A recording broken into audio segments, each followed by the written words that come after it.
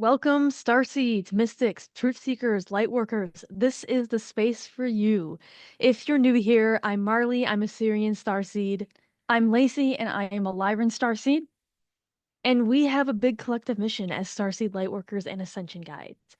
We are Twin Essence. Yes, and part of our collective mission is all about activating humanity's remembrance and helping guide them through Earth's ascension process. So this can look like a lot of different things, but Starseed disclosure discussions are part of that space in which we channel messages and guidance on disclosure, Earth's ascension, and New Earth, and all of the things unfolding globally and locally, right? Now, you might hear us speak in code.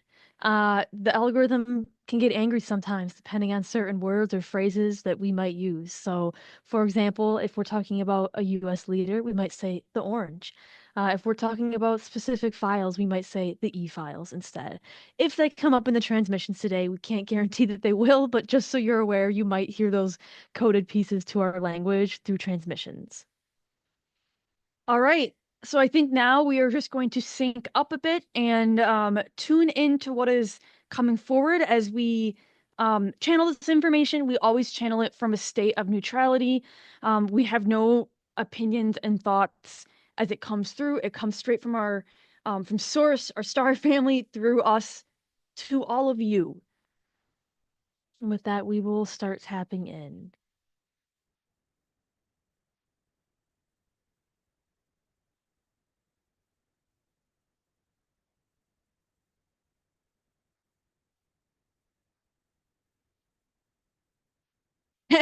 we both we both synced at the same time there. So the first topic coming through is actually this apocalyptic topic, and they bring through actually, so they, of course, they always bring through pop culture movie references. That's what Lacey and I consume. There's actually a lot of disclosure messages that are birthed through the media, and so they're bringing through the newest movie, Project Hail Mary. I haven't even seen it yet. The book too. Yes, it's a book, but it's also a movie right now with Ryan Gosling. And so this is kind of like that futuristic apocalyptic type style movie, and it has to do with the collective fear around the future. And I'm not saying the movie exactly touches on this. I don't even know. But it's this concept that there are so many people out there making these predictions of the future and speculating on what's going to happen, and it typically comes from a very fearful place of the unknown, right? Of this thing that's unknown to us. And they're bringing through an alternate perspective of what if the future isn't something that we need to fear? What if it's something that we're just trying to figure out? Similar to how each of us as individuals walks our path and we don't have all the answers about our own futures, right? Like we're just co-creating along our paths, and it's that importance of the element of surprise that the universe brings in, right? And so they're bringing that through, like, why is that same logic not being applied to the collective future? And I think it's a great thought-provoking question. Why are we so afraid of the future? Is it this unknown? Is it that we want control over what's going to happen? Because if it's about control, we are conscious creators, right? We don't have control over how it happens, but we have control of holding the frequency and vibration and space for what we are creating and building. Um, the other there's another piece to this though I was going to bring through to do with this future, what we're bringing in. I think we're seeing a lot of, it wasn't that long ago that I just saw an astrologer actually that posted, no idea who this person was, but they were posting about like, I'm getting out of here because I know what's coming, astrologically speaking, and like I've looked at history and I know what's coming, and I'm being smart basically. Like I'm being smart and I'm thinking ahead. And well, it's great to use these things as predictive tools or tools to help inform how you're living your life. I think that there's a lot to be said about feeding into collective fear of history repeating itself or of events that are coming in, because why does it always have to be a negative thing? Yeah. Why can't it be positive? Yeah, and I think too, like a lot of us that are moving along our own personal, like spiritual path or ascension path, like when we put ourselves into the position of looking at our own path, we're not fearful. Like I most of us are pretty excited about our futures and what we're creating and what we're trying to manifest in the work that we're doing. And so why are we not thinking about that same like why are we not doing that on a collective scale? Like how we're look at all the work that we're doing, right? On a collective scale that's happening right now towards ascension. So why would we not be excited to see what the future could bring? I do have to say, because it's being brought up, there's a lot of chatter, like collective chatter around war. Um, and people that want to predict war or think this or think that, to do with war coming or impending war. And how do I say this in the way that it's being brought through? I'm trying to think of how to explain it in a way that makes sense. It doesn't always have to be a negative thing. Um, and Mm, and yeah. it's also about how we're focusing our minds, right? Because if you are focusing on that WAR word and you are giving it a ton of power, like you're calling that in. It's actually it's bringing me back to like my early spiritual awakening days. Like the universe does not hear good or bad. The universe hears the thing. So when you are really fixated on something in particular and you're thinking in lack, fear, scarcity, that is the reality in which you are calling something in. Mm-hmm. Not to be predictive either, but I do have to say that I do see like explosions of sorts is how it's coming through. And I don't know Metaphorically. it's not it doesn't feel okay, so I will say this, I'm not really a predictor. Like we don't really like predict events necessarily, but there have been more and more visions and inner knowings about future things, collective things that have been coming in, and I keep seeing an explosion of sorts, but it doesn't feel related to a war, and it doesn't feel related to like it doesn't feel like people are around when this happens. Like That the makes third, sense? but is this third dimensional? Yes, it's third Okay, dimensional. so it is tangible. But it's like people aren't around, or a lot of people aren't around when this happens. Um, dare I even say the word nuclear? But it feels like Mm, it's something that will happen. There's an event of sorts, and it feels like it'll mean something collectively. Let's just put it that way. I don't have any, mm-hmm. it's pretty vague right now, so that's what I'll leave it at. Well, and it just brings to that reminder of everything that's happening is happening for us, right? And so there are souls that need more fear or more trauma or more pain to actually push them towards that awakening. Um, just like all of us on our own individual paths who have our own challenges, our own growth edges, the same thing is happening on a collective scale. That's why we do see so much happening right now and pain and suffering, which can be difficult on a human level, but it is ultimately needed to push us forward to the next level where we're going, where we're awakening as a collective. I want to say the words spontaneous combustion are coming up, and this feels like something that will be an anomaly.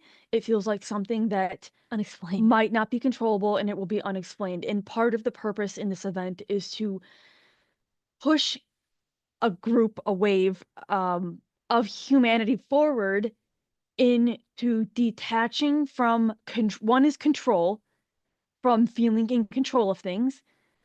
Two is self-protection, I'm hearing. Um, whether they realize it or not, it is protecting them from something bigger. And then the third thing is this desire and need as part of programming to have explanations and justifications for everything. Mm, Because not everything needs an explanation. mm-hmm.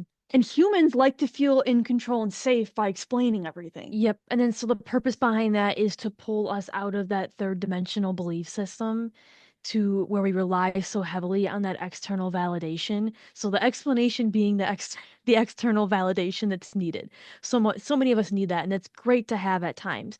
But pulling us out of that pushes us into that higher consciousness perspective. It's more of that shift. It pushes us into, or I shouldn't say pushes us, it opens us to other belief systems. And so there's different ways to look at things, and then if we rely a little less on that 3D validation and a little more on our inner power and knowing, pushes us to that higher consciousness perspective. It's actually bringing it's actually bringing forward the 3D evidence in which humans operate and use to create their realities, and how um actually the concept of science is what's being brought up. Yeah, that's what I'm hearing And it's too. the way in which people use science to feel like science governs a lot of their life, right? Like they don't make decisions unless science backs it up. And they're always talking about evidence-based information, scientific, peer-reviewed research, literature, and it's these buzzwords, right? But really what it is 3D evidence that makes them feel safe and in control of their realities, Yes. because they are outsourcing it to the science. They aren't actually pulling on their own beliefs and the information they receive and their intuition. And it actually, what comes forward for me on that too, what they're saying too, is like the science being this like crutch, it's like something they rely on, right? It's this 3D structure, system, process that humans rely on, but there's so many other parts of science that the mainstream collective almost like refuses to acknowledge. And so it's like I think about quantum physics, for example, Yes. and so many parts of the quantum physics and science explain a lot about energetics, a lot about manifestation, a lot about like what we can explain on a metaphysical level. Like quantum physics does explain a lot. There's a science behind that. And it's like, yet there's so many in the collective that are blind to it or won't acknowledge it. And it's right there in front of our faces. Like right there, we have it explained in a way that can provide support to some people. It provides enough of that evidence to some people to awaken. And yet we have large groups who are not seeing it. And it reminds, the role that individuals and leaders and pioneers are playing in bringing forward Earth's ascension from a historical standpoint. I think of Dolores Cannon and how she developed quantum healing hypnosis technique, and how that started from a very clinical based form of therapy, right? I think of Joe Dispenza and how he's been able to bring forward literature and research on manifestation and how we create our realities.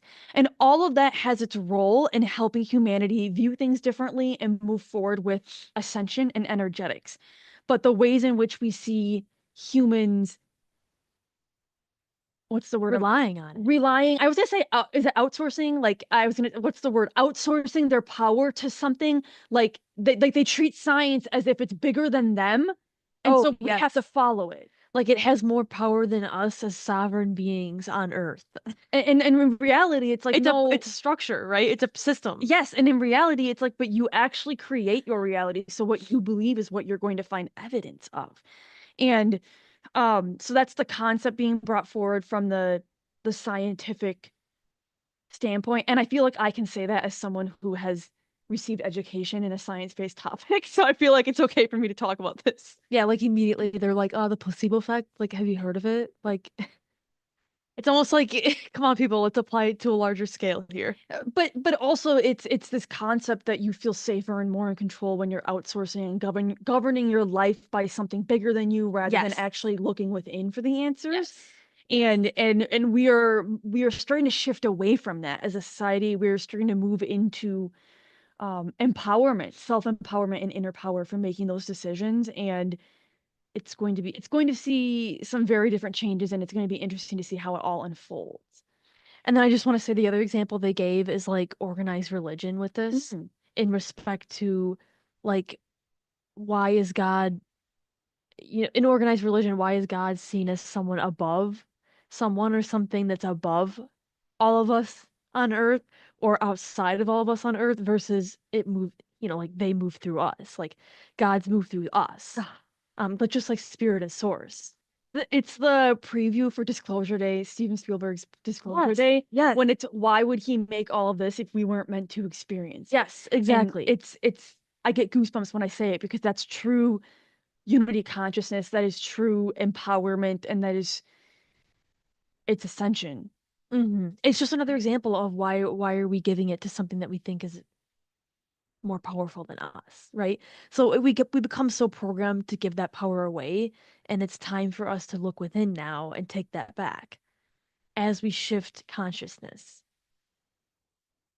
Now, the other thing that's coming through right now actually has to do with this shift to unity consciousness, this shift to new earth, and balance. And what I mean by this is it's I call it goodbye kumbaya. And so that's how it comes through. It's this concept that so many out there believe that there is one right way. There's one set of values, and that we all should be positively polarized, and that it should be like heaven on earth as we shift to this new earth consciousness. Kumbaya, we're all holding hands, it's sunshine and rainbows. And the reality of ascension, ascension is an evolutionary process, and it's about integration. And integration, quite literally, is about being whole, making a whole, becoming whole. And you can't be a whole if you don't have light and dark. You can't be a whole if you don't have positive and negative polarities. So it's about holding all of this, or as we've talked about previously, holding multiple truths, understanding that, forgiving if it needs to be forgiven, so that you can transcend and shift to this new earth consciousness. There are so many, I think, third dimensional examples of this where we see this trap of what the shift to new earth is and what ascension really is. And if we're talking about integration and wholeness, we need to understand and hold it all. It reminds me of in the ascension space, we hear a lot of talk about vegans versus like those that eat meat. So like vegetarian vegans versus those that eat meat. And there's this common belief that um you're not a good person if you eat meat. And if you're a vegan, you're going to ascend faster. And it's a very dualistic way Yes. of moving through the world. And I remember I saw a comment on one of our posts about something. I don't remember what. And I remember the person was comparing survival, Yes. and they were saying like, well, humans only eat meat to survive. Um, and I thought like, well, that's interesting. I've never thought about it that way before. But I think that what's more harmful is this belief system that we all need to think, act, and do the same thing, Hmm. and that there's no, I don't know the word, like there's no variety or differences in what we do, because unity consciousness isn't groupthink. And that's No, not what we're moving towards for ascension. and the whole belief system, like using this like vegan vegetarian example here, like everybody should be eating one way. And if we all ate one way, we'd all be positively polarized and we would ascend. And that's actually more dualistic than it is unity consciousness, because it's placing us into the blame, the this or them, the one right way, picking of sides versus integrating. Again, it's the integration of the whole. And so that means that we have to learn to hold it all. And so what works for me won't work for you necessarily, but I'm okay with what works for you. Like, I'm not saying I always agree with it, but I can understand your perspective. If I need to forgive it, I can. You can And then I accept can it. transcend it so that I can move to that higher consciousness perspective, Yeah. ascension perspective. Yeah, and you can accept it. Like you don't have to always understand everything, but you can accept it. I think that um the other piece of this that is coming through is that's actually quite a 3D belief system to think it's one way or the other. Like there's one formula to ascension.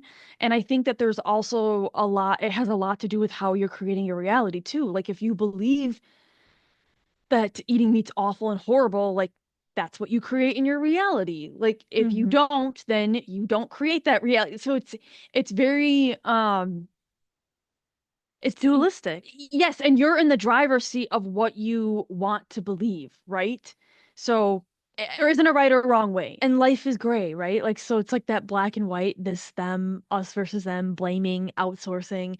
That's very dualistic. Whereas life is often in the gray, as most of us know who go through life.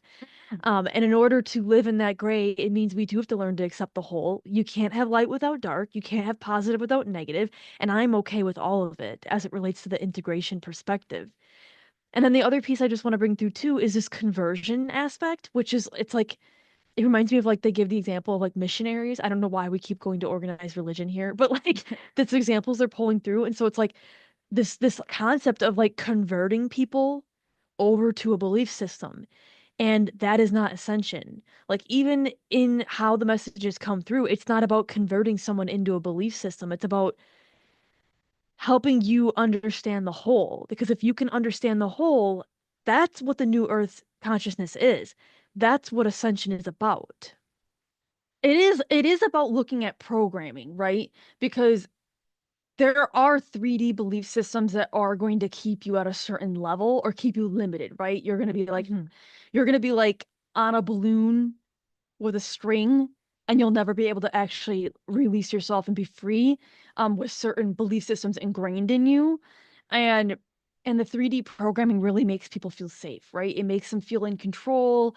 It makes them feel um it's really familiar, right? It's what you were born into. It's what society tells you to do. It's what they make you feel like you have to do. So And it's there a trusted thought process, right? It's a yes, trusted thought process. so it is really hard to break some of that down and move into different higher consciousness belief systems and ways of acting, thinking, and doing. But that is where Earth is going in terms of ascension as a whole.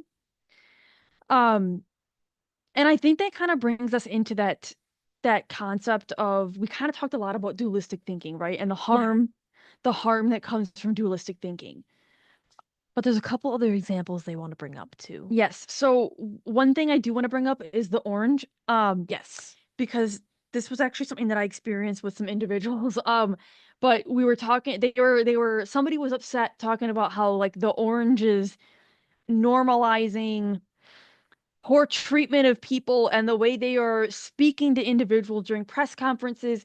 It's normalizing this particular behavior and showing the world that it's okay to treat people this way, and they were very distraught about it. And how I receive it from our star families now is that, well, what if it's the opposite? Like, let's reframe that.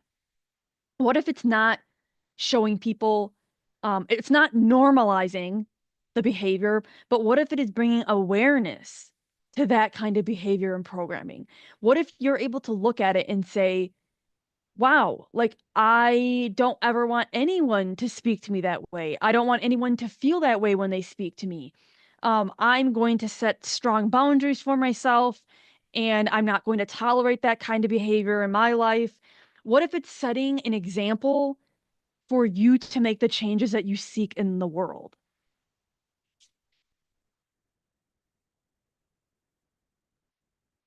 And then the other example they bring up is, this actually was a conversation like quite a few weeks ago now that we had had with a client. But or not even a client, it was just someone on social media.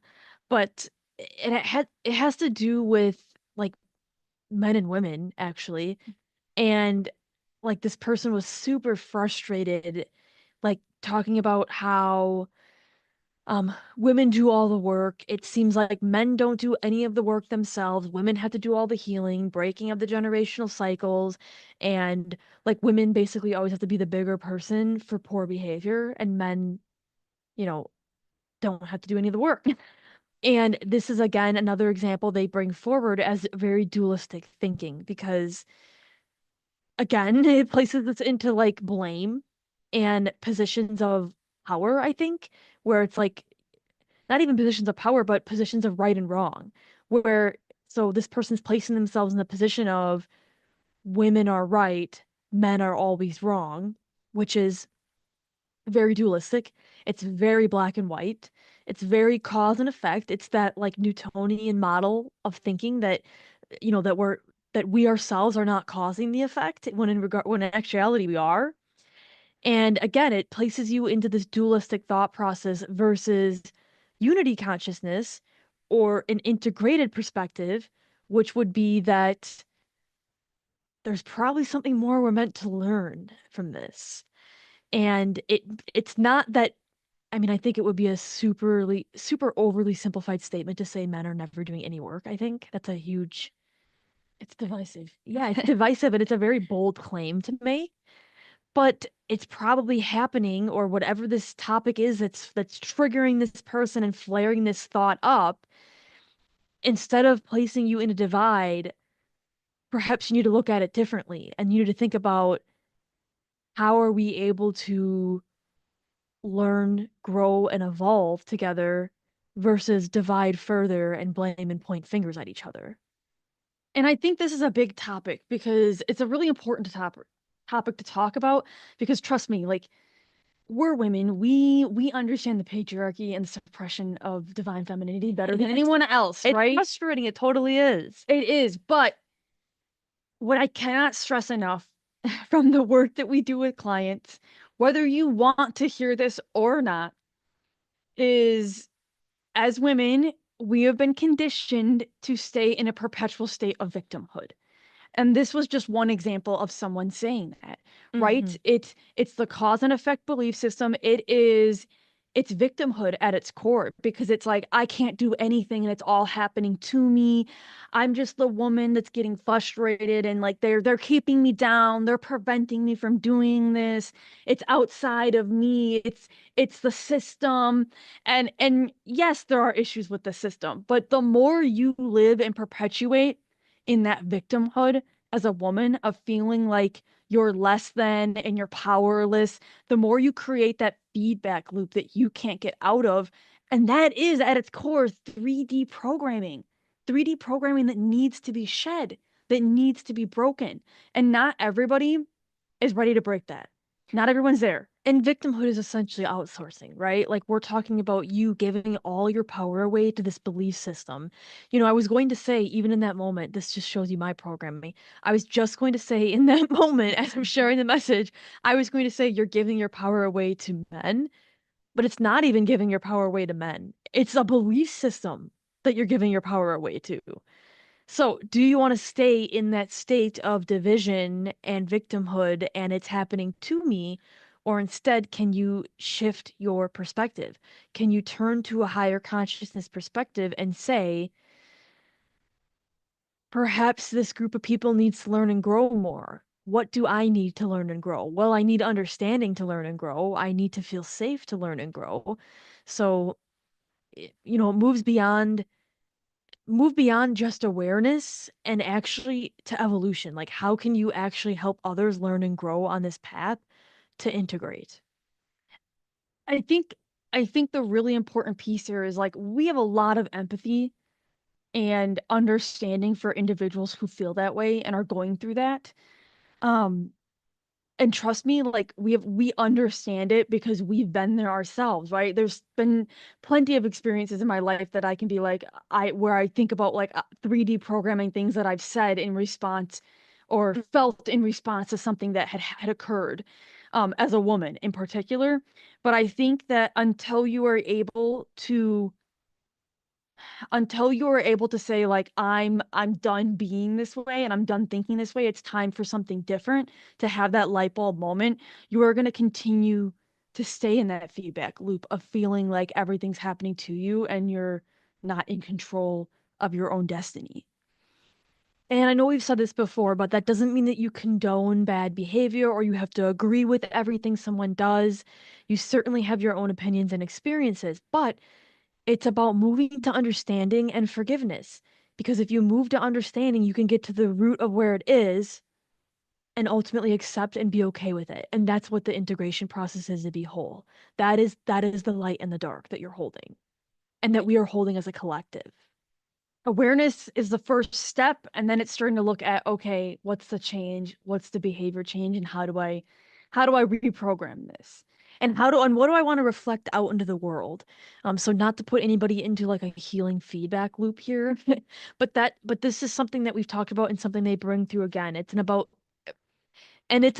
like how you change the world, because there's a lot of people out there who firmly believe I want to change the world, and then there's the people out there who think I'm never going to change the world. And the reality is we have to change ourselves and our world. As we do that, it changes what the universe reflects back to us, and then that is going to impact all of those that are interacting with us as well. It's that ripple effect that occurs.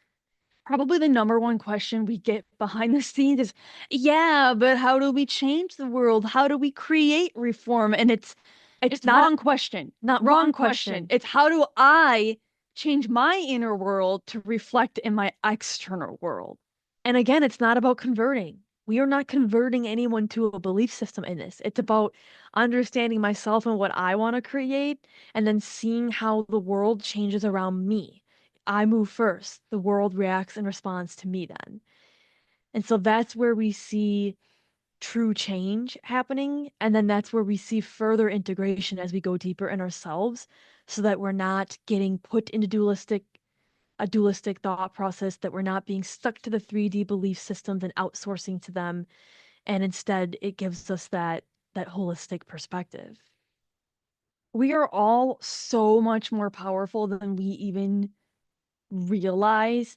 And and the micro changes that you can make in here that make the biggest ripple impacts out there are just infinite, like unlimited possibilities. Trying to see if there's any other messages coming through here. I do want to just briefly touch on the split. Yes, yes. So the split has been a theme that has been emerging more and more for the two of us in something that we need to talk about, that um the collective is struggling to understand right now. And there are many people out there that are promoting a narrative and rhetoric that there is this split as we move to New Earth. And when they are talking about the split, um some people are making it seem like there's two different versions of Earth, like two planets. Some people are making it seem like the craft's gonna come down and save us, and some people are talking about the collapse of the 3D timeline. So I just want to bring through a couple.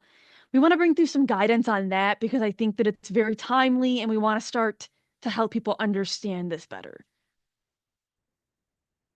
So I think the first thing that comes through as it relates to this timeline split occurring, or I don't even want to say that it's occurring so much as it's something that people are saying is occurring. And really it's a shift to new earth consciousness, like that's how it comes through. But they bring up, oh my gosh, hold on. Just went out of my mind here. You go. Not Let me pull this about, back. yeah, it's not about splitting into like two different physical planets, Oh, okay? yep, there it So I is. want to make that clear right now. It's outsourcing. That's the message they're bringing through with it. And so it's this concept of s- like someone's coming to save us. Like, so it's like the save me complex, where we have individuals that are outsourcing to this concept of splitting timelines, in that you can stay where everything's getting destroyed and burning down and pain and suffering, or you can move to this wonderful heaven on earth golden age euphoric state. And while I do think it's possible for those realities to exist on earth in people's consciousness, this concept of this is your choice and you only have two paths to take is extremely dualistic, and it's really outsourcing to this belief that we have no control over it, right? And it's happening to us. It's very third dimensional. Yes, and I think, well, it's blowing my mind, I should say, how many spiritual leaders actually are promoting this and creating this narrative in the mainstream. Because it's very like come with us, leave them behind, And it's sort of. all light. Like they're like promoting like choose light, never choose dark. Like if you just focus on the light, everything will be okay. And not ascension. And that's actually very bypassy. And it's very dualistic again, actually. To choose one side and convert and think there's one way is actually very dualistic. It's opposite of unity consciousness. It's also creating unconscious fear in this belief that, oh my God, I'm going to be leaving people behind. Yes. Like they're not going to come with me because they don't practice the same spiritual things that I do, so they probably don't understand consciousness, and they're going to get left behind in a 3D timeline that's collapsing. It promotes this like unconscious fear and narrative that I don't think people are aware of. And so we want to level set this a bit because the real split that's actually happening with Earth's ascension isn't about two different planets. It is not about collapsing a 3D timeline, and it is not about leaving people behind. It's a change in frequency and consciousness. Yes. So no one's going to come down. I mean, I hate to break it to you, no one's flying down in the spaceship right now to come and save us and take us over to New Earth. That's What? not what it is. What? It's about our shift as a consciousness. So collectively, how can we shift consciousness? I also just want to point out this quote unquote split here and two realities is so limited. Like how limited is it to think that we only have two paths to take? Fuck that. I think there's way more realities out there. There's way more paths that we are creating, and it's about us choosing the one that we want to exist within and creating the one that we want to exist within. In understanding that as I choose to work on me and my inner world, and it's changing what I'm reflecting out in my external world,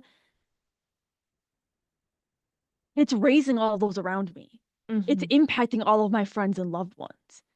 They're not getting left behind because they will have no choice but to adjust to the frequency that they are in because they are in my orbit. So I think instead of talking about a split in timelines, we should instead be focusing on how we can shift to a new Earth consciousness. And part of that shift is going to be about examining your 3D programming, examining where you're outsourcing to a 3D belief system and how that's impacting the reality that you are reflecting out there and creating with the universe right now, in the present. And what's your truth, right? What is your truth? What resonates to you? What do you want to create in your reality?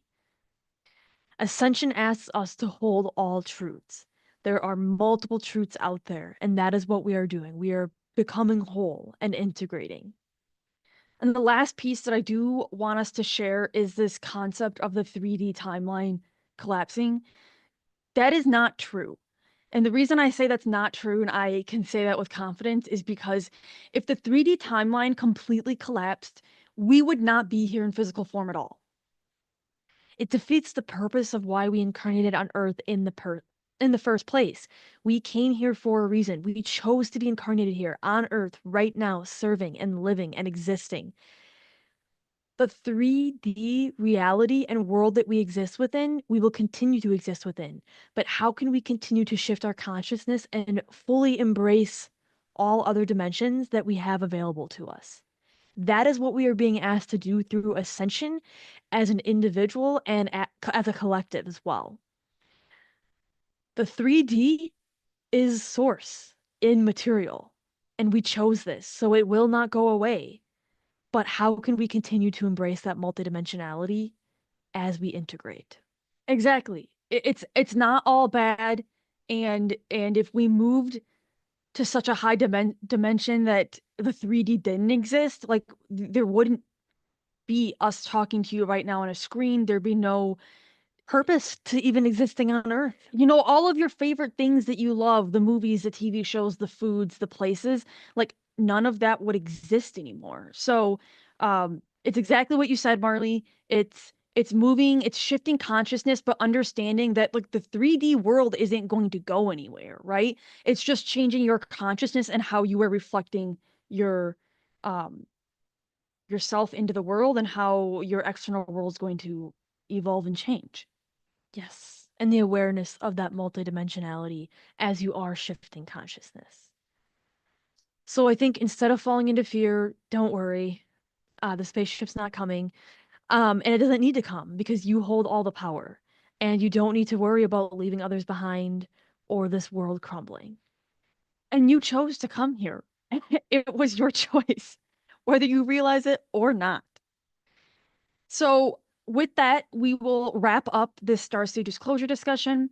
I do want to briefly talk about our upcoming first Starseed portal membership call, where we welcome in all of our female mystics, lightworkers, healers, seekers, those that are Starseed curious, those that have been walking the Starseed path already.